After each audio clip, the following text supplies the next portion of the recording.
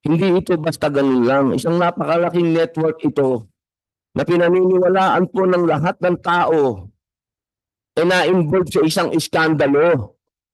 Please lang, ang ating pong mga kababayan sa hirap ng buhay, nabubuhay na lang po sa telebisyon, sa teleserye, kung ano ay pinapalabas ng taong bayan, yan na lang po ang nagpapaligaya sa kanila. Kaya sana po yung mga ganito naman, parang awa nyo naman. Hindi na ito pinalalaki, tapusin na kagad, hayaan natin ang korte. Hindi ito korte kasi kapag ka meron pinatawag dito sa Senado at hindi dadating, pinalalaki nyo. Yung mga bagay na hindi na dapat lumalaki at intindihin natin yung mga problema nating totoo, ito pa ang pinag-uusapan natin.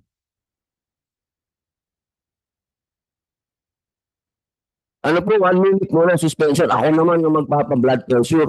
Ang bihira, oh. 1 minute pala, ano lang po.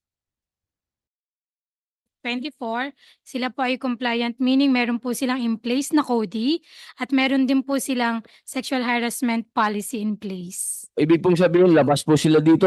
Pumapayag ka ba, sir? Senator Nino Mulak, na labas na ang GMA? Never against po kayo. We're against GMA. Oh, so, kung magkukomplain po kayo, hindi niyo isasama ang GMA. It's against the two. Those two perpetrators. So, po bang kasong ipinatong nyo, kasama po ba ang GMA? Hindi po. Hindi po. So, labas po ang GMA. Sa inyo po, as bilang complainant. So far, attorney, Attorney Sarina, para mabilis tayo, huwag natin patanggalin to, please. Huwag natin itong gawing sensation. I understand Sensationalize to eh.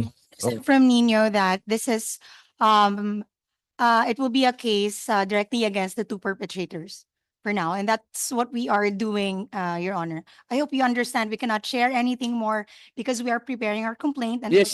Pero sa complaint yung pinag-prepare, hindi naman kasama GMA, di ba? But right now, Your Honor, we are focused on the two. The two. Yeah. Okay, malinaw naman ang GMA na hindi nila regular employee ito, di ba? Sir, malinaw sila, hindi sila regular employee pero nagsasagawa sila ng investigasyon. Opo, tama. Tama po ba?